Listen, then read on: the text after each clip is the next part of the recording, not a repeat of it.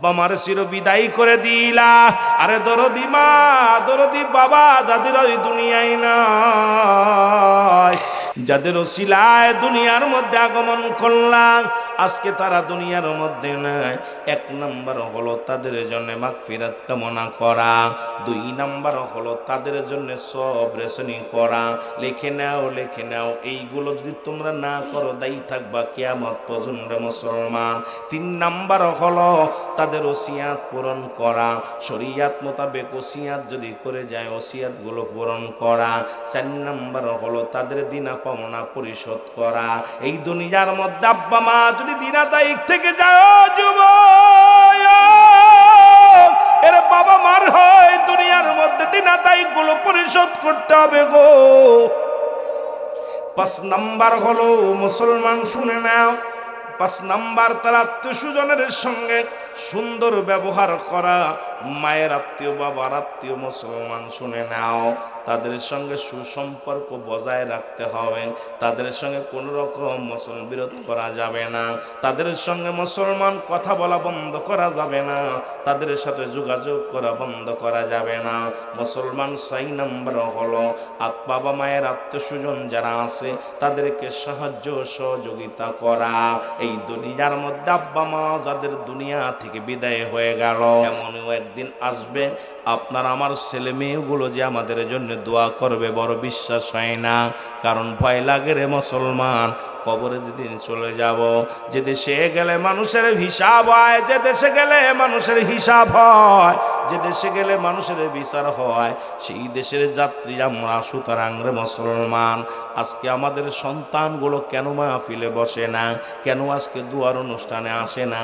এমন একটা দিন আসবে আমি আপনি কবরে শুয়ে থাকবো, কে দিবে আমাদের জন্য রে মুসলমান? আমাদের জন্য কিছু দেওয়ার মানুষ পাওয়া যাবে না, জোরে বলেন ঠিক কি না? এই দুনিয়ার মুসলমান শোনো, এই মুসলমান মক্কা মদিনার জমিনের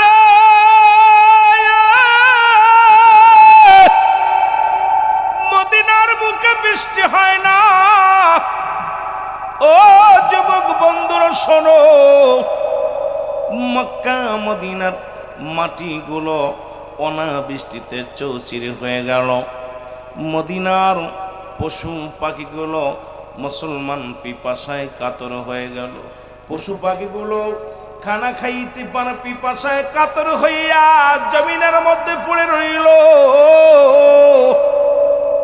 ও মুসলমান, মক্কার বড় বড় নেতারা, মদিনার বড় বড় নেতারা প্রতিনিয়ত তৎকালীন জামানায় মুসলমান শুনে নাও, যদি কোনো কিছুর প্রয়োজন হতো নেতৃবৃন্দ যাইয়া, নেতা কর্মীরা যাইয়া পশু জবাই করিয়া রক্ত বাইর করিয়া এই রক্তের মধ্যে হাত দিয়া রব্বে কারিমের দরবারে চাইতো, আসমানের মালিক, জমিনের মালিক, তুমি আমাদের উপরে রহম করো, আমাদের উপরে বৃষ্টি দাও। ওরে মুসলমান, যদি কোনো রোগবালা মুসিবত আসত, নেতারা যাইয়া পশুগুলো জবাই করিয়া রক্তের মধ্যে হাত দিয়া প্রার্থনা করত, রব্বে কারিম, রব্বে কারিম, আমাদের উপরে তুমি রহম করো, রহমত দান করো গো আমার আল্লাহ। এইরকম মুসলমান শুনে নাও, তৎকালীন জামানার মধ্যে অনাবৃষ্টির কারণে মক্কা মদিনার সব মানুষগুলো ক্লান্ত হয়ে গেল। ওরে 40 জন বিগ বস নেতা যে কাবার মালিকের কাছে কান্দে, কামাক মুসলমান শোনো, কাবার মধ্যে বইয়া চোখের পানি ছেড়ে কান্দের বলে, কাবার মালিক, তুমি আমাদের উপরে রহম করো, আমাদের উপরে বৃষ্টি দাও, আমাদের উপরে পানি দাও। কিন্তু সারা দিন পার হয়ে গেল, সপ্তাহ পার হয়ে গেল, একটু পানিও রব্বে কারিম দান করলো না। এবার তারা আইয়া ডাক দেখ, আব্দুল মুত্তালিব, ও আব্দুল মুত্তালিব, তুমি কুরাইশ নেতা, মক্কা মদিনার সব চাইতে দামি গোত্রের মানুষ, কারণ তোমার কাছে আসছি, তোমার 10টা ছেলে, তোমার 6টা মেয়ে, মোট 16 জন ছেলে মেয়ে, তোমার একারই মুসলমান। শুনে নাও, আব্দুল মুত্তালিবের বিবি ছিল 6খানা। ভালো করে লিখে নাও বাবা, লিখে নাও রে মুসলমান। যিনি আমার নবীর দাদি ছিল তার নাম ছিল ফাতিমা। আমার নবীজির মুসলমান শুনে নাও, দাদার নাম আব্দুল মুত্তালিব, দাদির নাম ফাতিমা। আমার নবীজির নানার নাম আব্দুল ওহাব জুরি, নানির নাম হলো বাররা। আমার নবীর চাচার সংখ্যা ছিল 9 জন, ফুপুর সংখ্যা ছিল মুসলমান 6 জন। এই 16 জন ছেলে মেয়ে দুনিয়ার মধ্যে আগমন করেছিল রে মুসলমান। শোনো, এইবার দয়াল নবী রাসূল আকরাম সাল্লাল্লাহু আলাইহি ওয়াসাল্লাম, ও যুবক, রহমতের নবীর দাদার কাছে আসিয়া রে মক্কা মদিনার নেতারা বলে, আব্দুল মুত্তালিব চলো চলো চলো চলো, যায় কাবার মালিকের কাছে। যদি বৃষ্টি না দেয়, পানি না দেয়, জমজম কূপের পানিও শুকায় গেছে, যদি জমজম কূপের পানি যদি প্রবাহিত না হয়, তাহলে আমাদের ছোট ছোট মাসুম বাচ্চাগুলো মারা যাবে রে। আব্দুল মুত্তালিব চলো যায়, চলো যায়। আব্দুল মুত্তালিব যাইয়া সারাদিন বইরা রব্বি কারিমের দরবারে কান্দার, বলো রব্বি মা রব্বি কারিম, তুমি রহম করো, তুমি রহম করো, আমাদের উপরে রহম করো। কিন্তু হলো না। হঠাৎ করে একটা নিয়ত করলেন আমার আল্লাহ, যদি জমজম কূপের পানি প্রবাহিত হয়, আমার কলিজার টুকরা সন্তানদের মধ্যে একজনকে আমি কুরবানি করে দিব, জবাই করে দিব। জোরে জোরে চিল্লায় বলা যাবে না আমার হাবা, আর জোরে জোরে চিল্লায় বলা যাবে না আল্লাহু আকবার। এর আত্মশির জাকেররা মানত করে, এইটা দেখে শরীয়তের মৌলবীদের কষ্ট হয়। তৎকালীন জামানায় কেবলা জানুদুর যখন প্রথম আসলো, মুসলমান শোনো, দিলের কান্ডা লাগা শোনো, কেবলা জান বলেন, আমি যখন প্রথম এই জমিনের মধ্যে আসলাম, তখন এই জমিনের মধ্যে মানুষগুলো ছিল মূর্তি পূজারী, মানুষগুলো ছিল মুসলমান বেনামাজি। আমাকে আল্লাহ রব্বুল আলামিন পাঠাইলেন আমার পীরের ওসিলায়, আল্লাহ এখানে আনলেন। আনার পর আমার প্রথম জুম্মার নামাজ পড়লাম 3 জনে, আমি ইমাম আর 2 জন মুসল্লি। ঈদের নামাজও পড়লাম আমি ইমাম আর 2 জনে, এই মোট 3 জনের মুসলমান। তৎকালীন জামানায় মানুষগুলো যখন পীরের দরবারে গরু ছাগল নিয়া, ধান চাউল নিয়া, দুধ নিয়া, কলা নিয়া যখন যাইতো, এক শ্রেণীর মানুষ বিরোধিতা করত। ও আমার বাবারা, আমার মনে রাখবা, সেই মানুষগুলো এখনো যারা আছে পরে মুসলমান, তারা এখনো বিরোধিতা করবে, কিয়ামত পর্যন্ত বিরোধিতা করেই যাবে। জোরে বলেন ঠিক কিনা?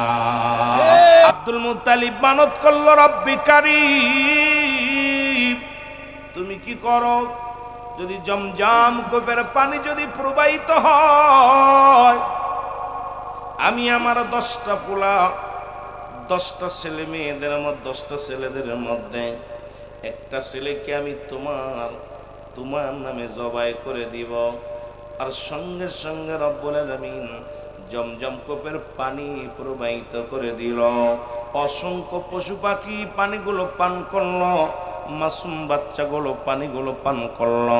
1টা বছর সুন্দরভাবে পানির কোনো অভাব নাই। জমজম কূপের পানি এত পরিমাণ প্রবাহিত হলো, মানুষের চাহিদা মিটে গেল। জোরে জোরে চিল্লায় বলা যাবে না মারহাবা। কিন্তু আব্দুল মুত্তালিবের আর মনে নাই। 1 বছর পার হয়ে গেল, মানত পুরা করার কথা মনে নাই। সকালবেলা স্বপ্নে, একদিন স্বপ্নে দেখে, 1 বছর পরে স্বপ্নে দেখে আব্দুল মুত্তালিব, ও যুবক, তুমি যে মানত করেছিলা, ওই আব্দুল মুত্তালিব, তুমি যে রব্বে কারিমের দরবারে মানত করেছিলে, তোমার 10টা ছেলের মধ্যে একটা ছেলেকে জবাই করবা। আরে 1টা বছর পার হয়ে গেল, এখনো তো তুমি জবাই করলা না।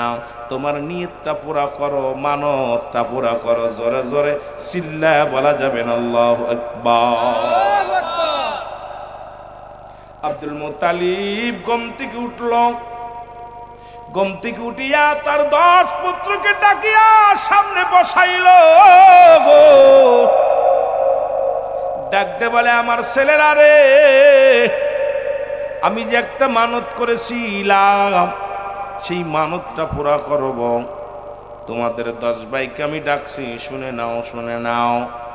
আব্বাসকে ডাকতে বলে আব্বাস রে, আমি রব্বে কারিমের নামে তোমারে জবাই করব, কারণ আমি নাম নিয়ত করেছিলাম, মানত করেছিলাম যে জমজম কূপের পানি প্রবাহিত হয়, তোমাদের 10 ভাইয়ের মধ্যে একজনকে আমি জবাই করে দিব। আব্বাস কয় বাবা হবে না, আমি মরতে রাজি নয়। ডাক দিলেন মুসলমান আমির হামজাকে, ডাক দিলেন আমির হামজায়, কোথায় রে আমার আমির হামজা? আমির হামজার সামনে হাজির হয়ে গেলেন। ডাক দে কয় আমির হামজা, তোমাকে আমি আমার প্রভুর নামে জবাই করব। আমির হামজা কয় বাবা আমি মরতে রাজি নয়। এই রকম 9 ছেলেকে, এক একটা ছেলেকে, বড় জন, মেজে জন, সেজে জন, সবাইকে ডেকে ডেকে যখন কেউ মরতে রাজি হলো না, আব্দুল মুত্তালিব ডাক দে কলিজার টুকরা সন্তান ছোট ছেলেকে ডাক দেন আব্দুল্লাহ, কোথায় রে আমার আব্দুল্লাহ? তুই আমার শেষ ভরসা, তুই আমার শেষ নিশানা, শেষ ঠিকানা। আব্দুল্লাহর সামনে হাজির হয়ে গেল। আব্দুল মুত্তালিব ডাক দেখ আব্দুল্লাহ রে, তোমার 9 ভাইকে ডাকা হলো, কেউ রাজি হলো না। ওই জমজম কূপের পানি প্রবাহিত হওয়ার জন্য আমি নিয়ত করেছিলাম, মানত করেছিলাম। এই মানতটা হলো যদি জমজম কূপের পানি প্রবাহিত হয়, আমি তোমাদের 10 ভাইয়ের মধ্যে একজনকে জবাই করে দিব, কুরবানি করে দিব। এখন তো রব্বে কারিম জমজম কূপের পানি দান করেছে, তোমার 10 ভাই তো আমাকে কেউ জবাই হতে রাজি হয় না।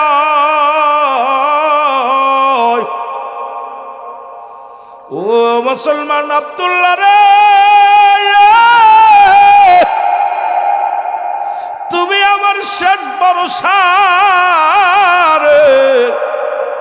আব্দুল্লাহ কাব্বা যান, আপনি যদি আমারে জবাই করেন মনে কোনো কষ্ট নাই, কারণ এই পৃথিবীর মধ্যে বাবা সন্তানের গলায় ছুরি চালাইব, এইটা আবার বাধা দেওয়ার কি আছে গো? আব্বা জান আমি রাজি, আমি রাজি। যদি আল্লাহর রাস্তায় আমারে জবাই করেন আমার কোনো দুঃখ নাই, কোনো কথা নাই।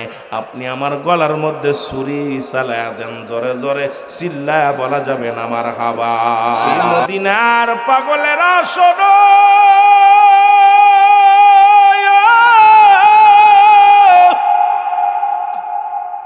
এরে আব্দুল্লাহ যখন রাজি হইয়া গেছে রে, আব্দুল মুত্তালিব ঘোষণা করে দিল আগামীকাল সকালে আমার আব্দুল্লাহকে জবাই করা হবে গো। খবর শুনিয়া রে মক্কা মদিনার যুবকেরা শোনো, মক্কা মদিনার নারী পুরুষ সব একত্রিত হয়ে ছুটে আসলো, বড় বড় ব্যবসায়ীরা ছুটে আসলো, ধনীরা দৌড়ে আসলো। শুধু তাই নয়, নফেল কন্যা মরিয়ামও ছুটে আসলো। নফেলের কন্যা 200 নারী নিয়া, ও যুবক 200 নারীর হাতে তরবারি, খোলা তরবারি নিয়া নফেলের কন্যা মরিয়াম আব্দুল মুত্তালিবের বাড়িটা ঘিরে ফেলল।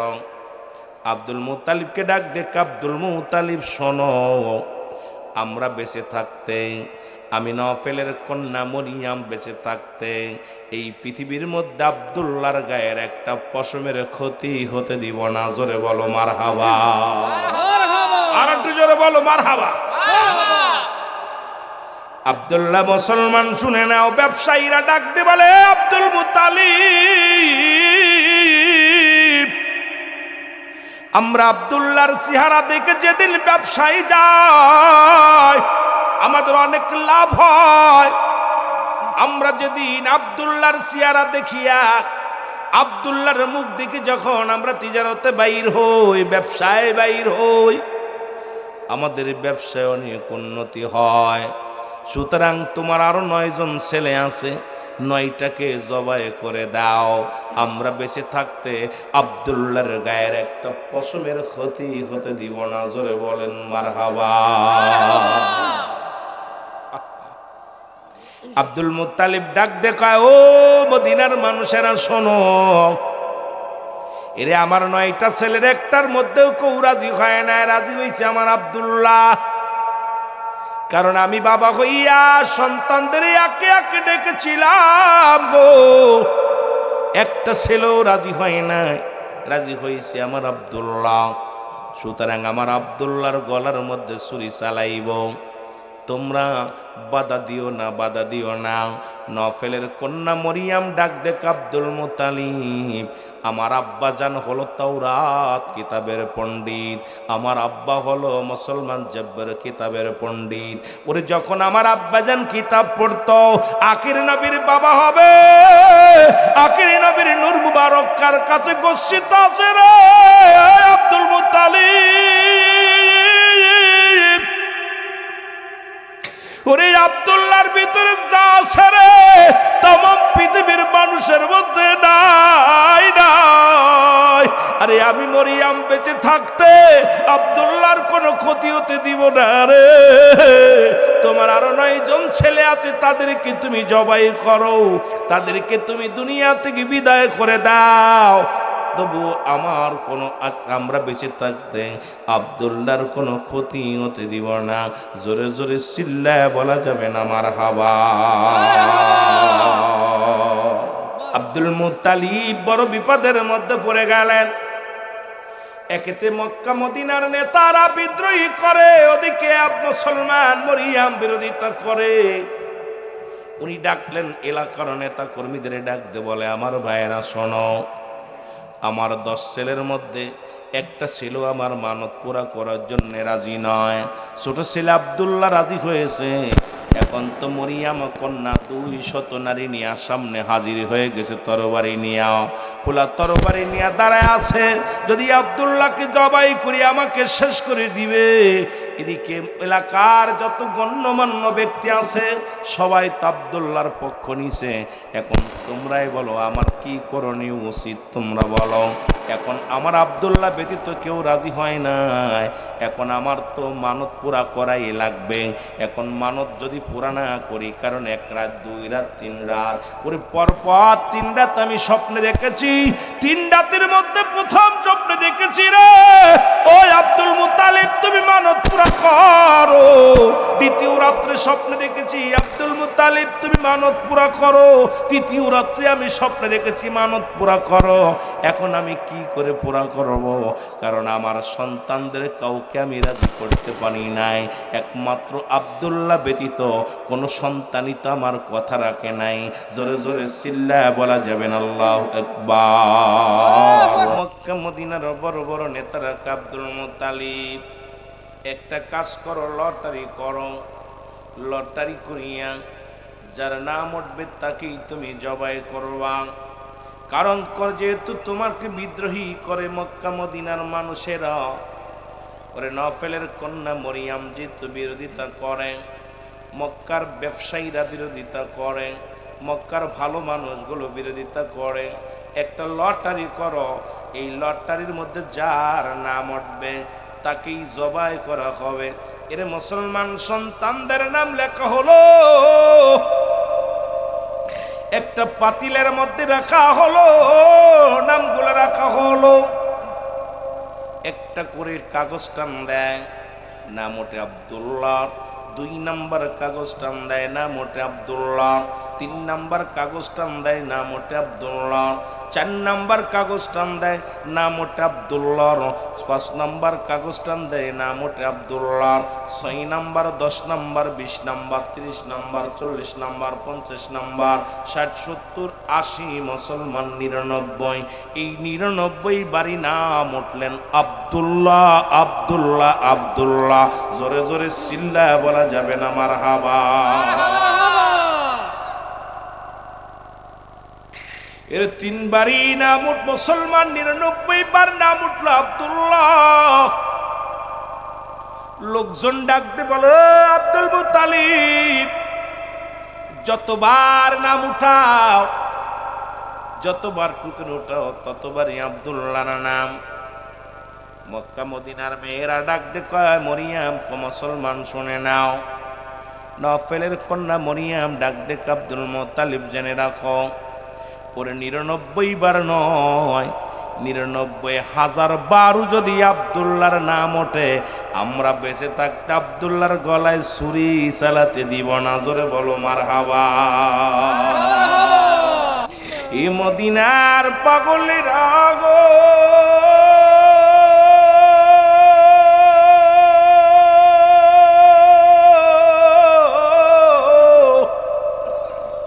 নবী বলেন হায়াতে খায়রুল লাকুম, আমার হায়াতের জিন্দেগিটা গো আমার উম্মতের জন্য কল্যাণ স্বরূপ। এই দুনিয়ার মধ্যে আমি নবী আগমন করলাম, আমার উম্মতের জন্য কতই না মঙ্গল। ও যুবক বন্ধুরা, দিলের কান্ডা লাগা শুনে নাও। আরে নবী কা উম্মতিরা রে, আমি নবী তোমাদের সঙ্গে চলাফেরা করলাম, কথাবার্তা বললাম, তোমাদের সঙ্গে চলাফেরা করতে পেরেছি, কতই না উত্তম মুসলমান। শোনো, এই নবীজি আমার বাবার আমার শোনো। এরে নবীর মুসলমান, নবীর বাবা আব্দুল্লাহ এইবার 99 বার নাম যখন উঠল গো এ মুসলমান, এবার 100 বারের মাথায় আব্দুল্লাহর নাম ওঠে নাই, উঠছে উটের নাম। 100 উট কুরবানি করে দিলেন মুসলমান আব্দুল মুত্তালিব। 100 উট জবাই করে মানত পুরা করলেন। এদিকে মক্কা মদিনার নারীরাও আব্দুল্লাহর জন্য পাগল, সবাই বলে আব্দুল্লাহ রে আব্দুল্লাহ, কারণ আব্দুল্লাহর ভিতরে আছে নূরের নবী রাহমাতাল লিল আলামিন। আমার নবী রাহমাতাল লিল আলামিনের নূরের তাজাল্লি শক্তির মুসলমান শুনে নাও। এবার এই জন্য আব্দুল্লাহর জন্য পাগল। ও যুবক, নারীরা পাগল হয়ে গেল। আব্দুল্লাহ কো মেরা রে, তোমরা শোনো, তোমাদের কি লজ্জা নাই, তোমাদের কি হায়া নাই?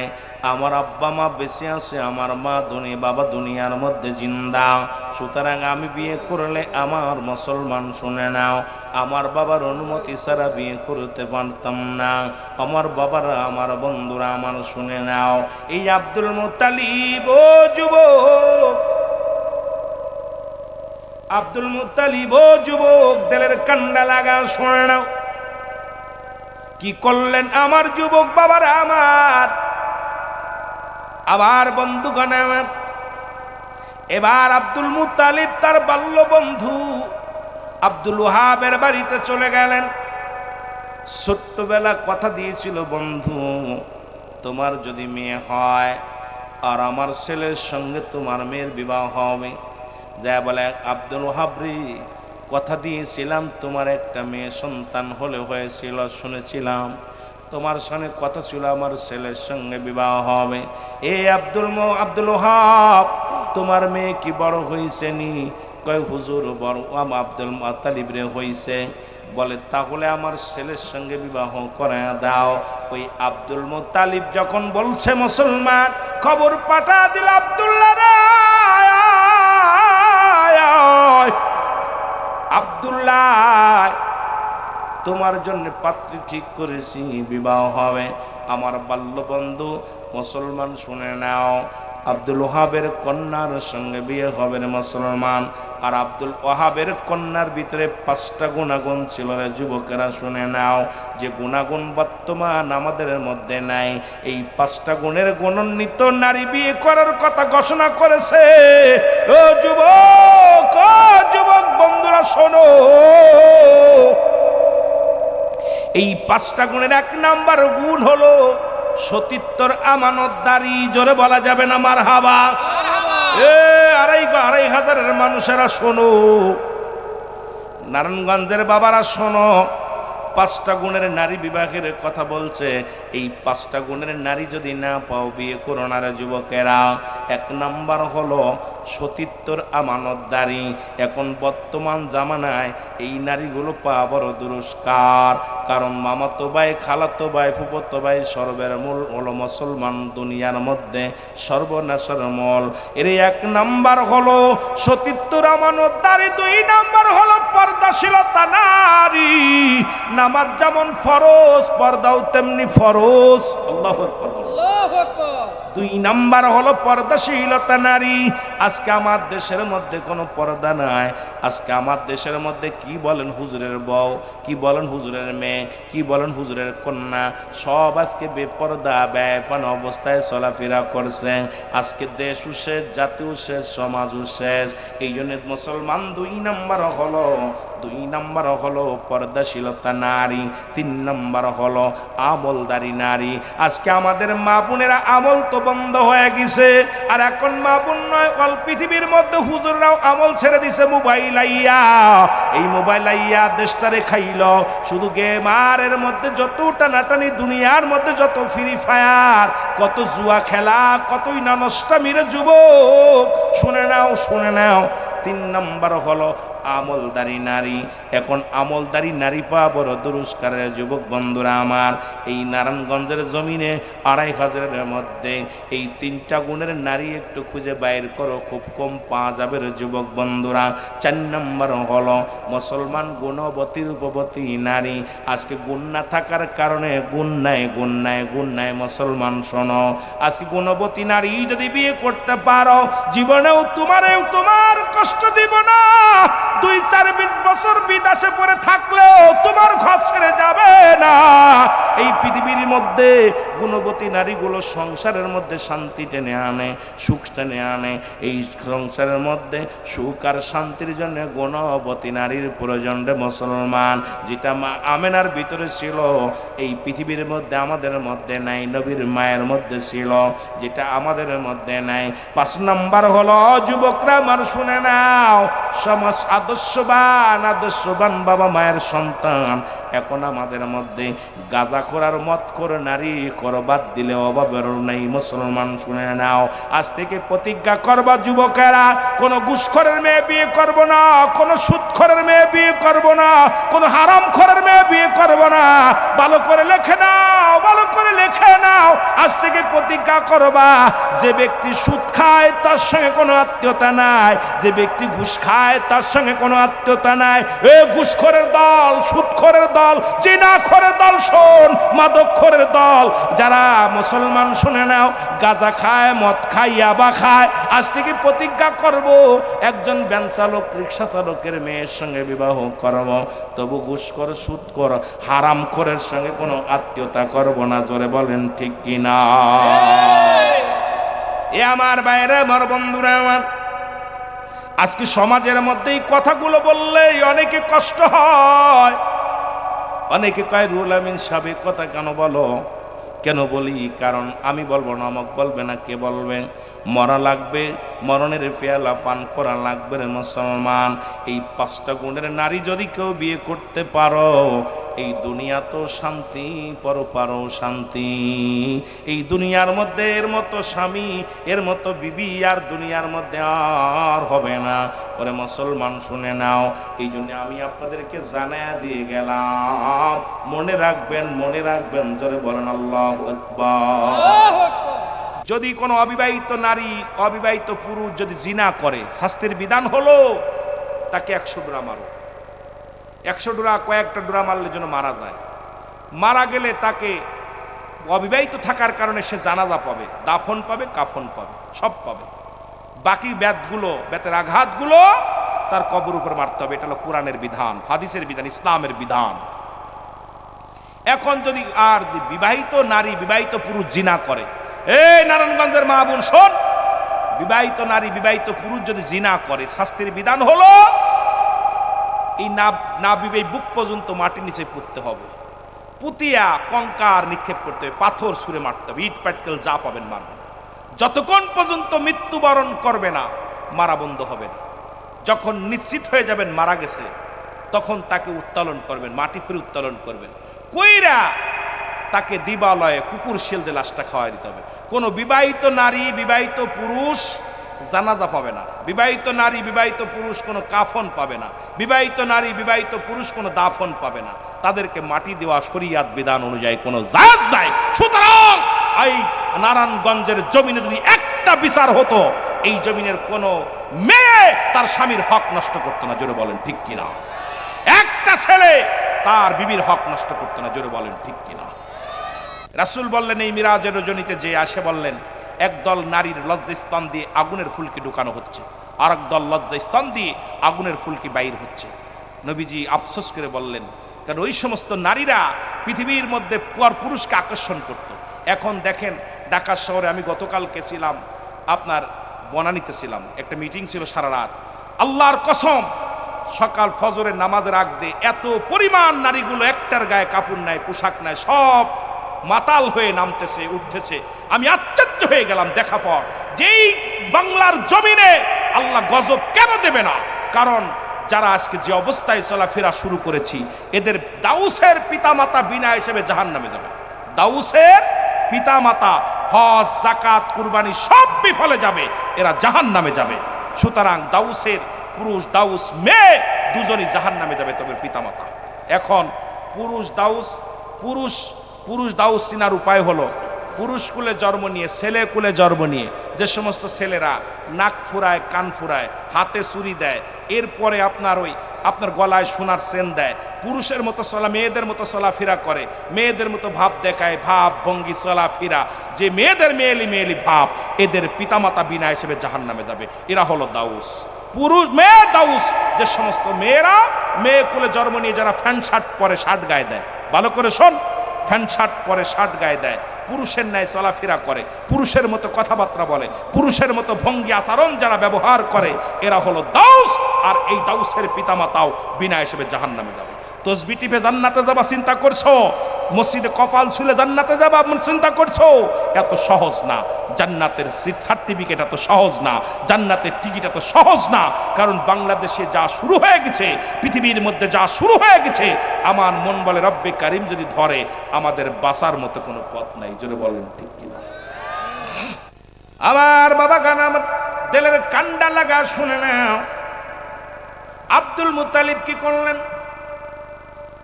আব্দুল মুত্তালিব আব্দুল ওহাব রে বললেন, ওহাব রে বিয়েটা পড়ায়া দাও। বিয়ে হয়ে গেল। এবার আব্দুল্লাহর বাসর হলো। মা আমেনা বলে, খোদার কসম করে বলি, আমি যখন বাসর ঘরে গেলাম, যখন তাকাইলাম, আমি যখন ঘরের মধ্যে গেছি, আল্লাহর কসম করে বলি, আব্দুল্লাহর মুখের দিকে যখন আমি তাকাইলাম, আব্দুল্লাহর কপালের মধ্যে নূরের ঝলক এত পরিমাণ শুরু করলো, আমি সহ্য করতে পারি নাই। আমি নিজে উঠে যে আব্দুল্লাহর কপাল মুবারকে সুমা লাগাইলাম। জোরে বলেন মারহাবা। 3 দিন পরে আব্দুল্লাহ যখন রাস্তা দিয়ে যায়, কোন মেয়ে আর আব্দুল্লাহরে ডাক দেয় না, ডিস্টার্ব করে না।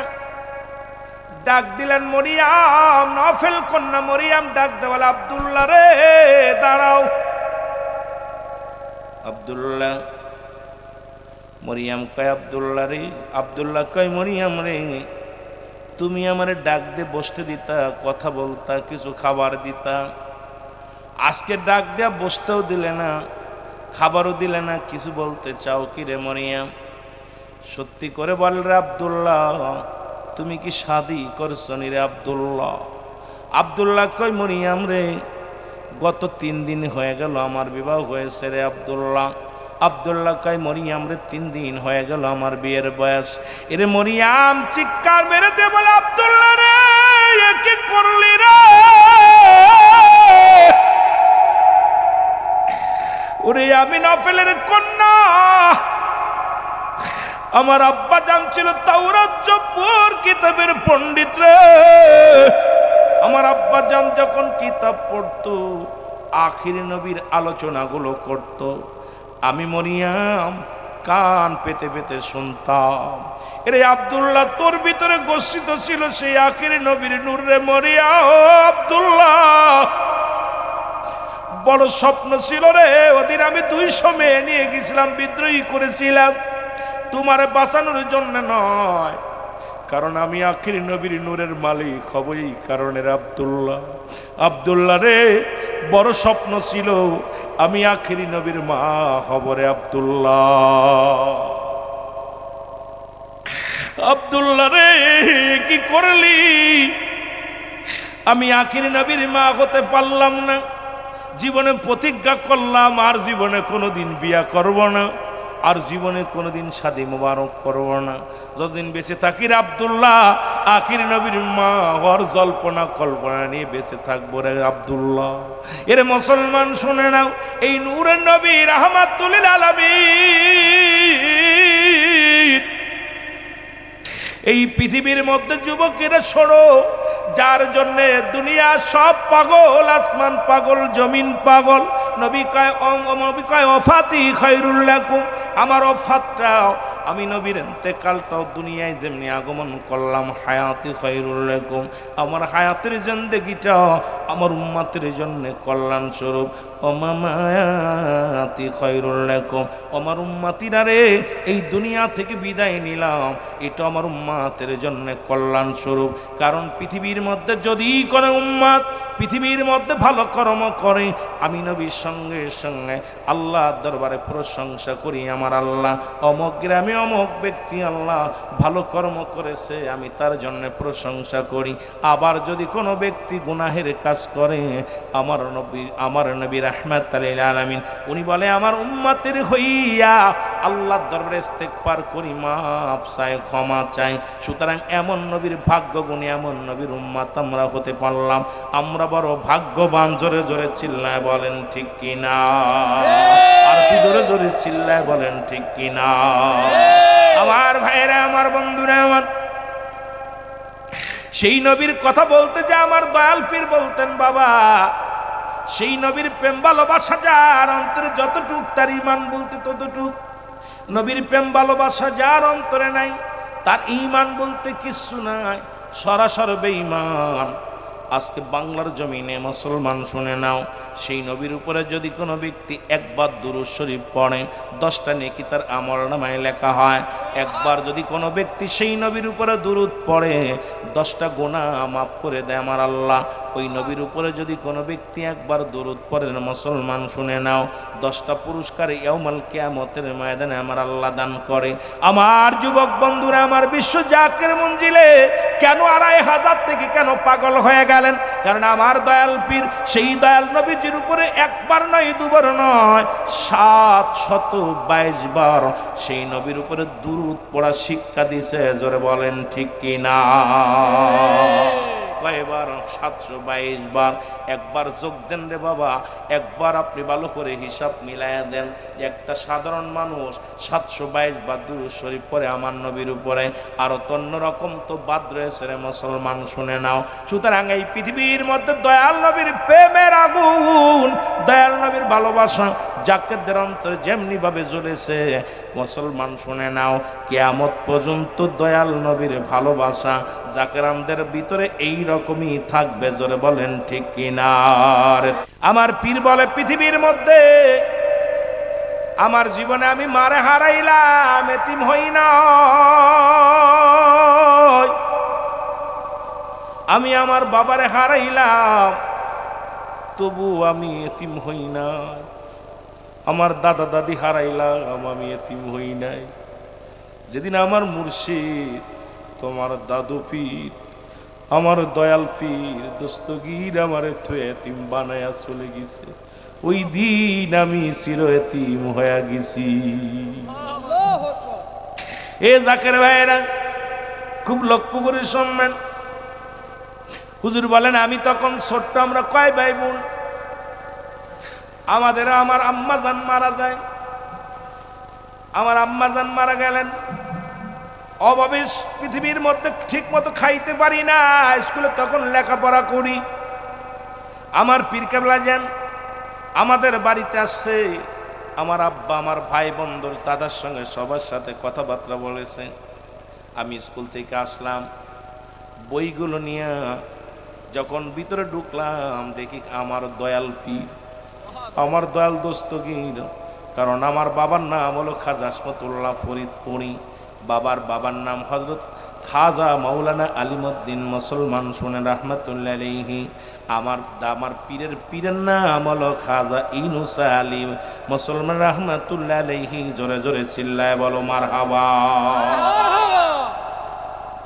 হুজুর বললেন, বাবা যখন আমি স্কুল থেকে আসা দেখি ঘরের মধ্যে প্রবেশ করলাম, খোদার কসম ঘরটা যেন নূরে ঝলক শুরু হয়ে গেছে।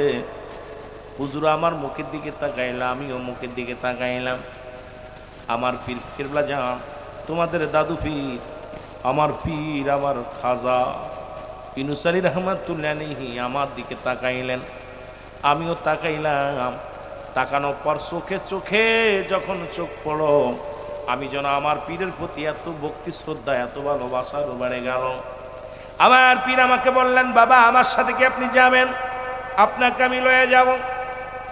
আমি আমার মা বাবার অনুমতি ছাড়াই আমি বললাম, হুজুর আমি আপনার সঙ্গে যাব। জোরে বলেন মারহাবা, আর একটু জোরে বলেন মারহাবা। আমার আব্বা এবার আমাদের ওখানে খাওয়া দাওয়া করলেন। আমার পীর কেবলা জান আমার আব্বা জানকে ডাকলেন, ডাকে বললেন, আলিমউদ্দিন তোমার এই কলিজার টুকরা সন্তান হাসমতুল্লাহ কামাতকে দিয়ে দাও, আমি তারে নিয়ে যাব।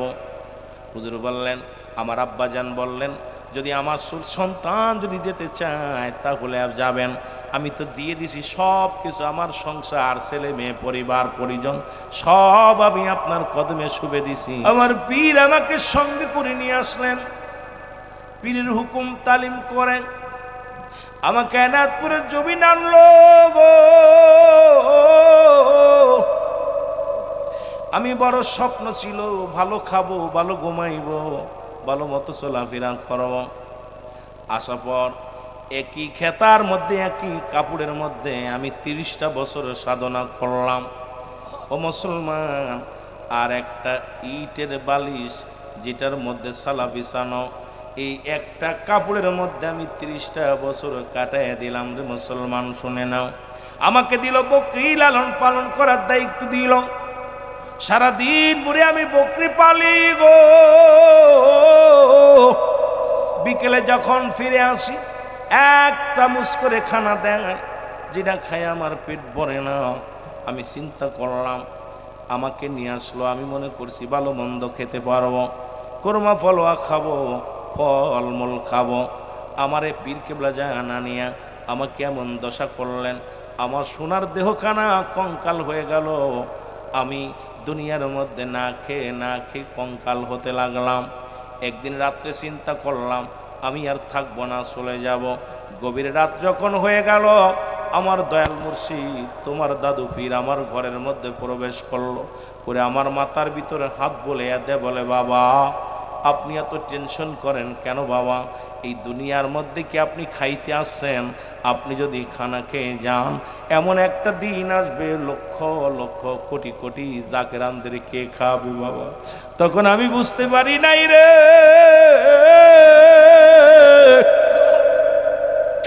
দয়াল পীর বললেন, বাবা আমি তোমাকে পুরাইয়া জ্বালাইয়া এই পৃথিবীর মধ্যে আমি তোমারে খাঁটি সোনা বানাইছি। মুর্শিদ পরশ মনিল তুমি লোহারে বানাইলা কাঞ্চা সোনা। বলো লোহারে বানাইলা তোমরা যাইয়া দেখো না, যাহার হয় না তুলনা। বলো তোমরা যাহার হয় না তুলনা। গাইরে ফরিদ পরের 18শীতে ফরিদ পরের, আরে পীর কামেল সে একজনা। বল পীর কামেল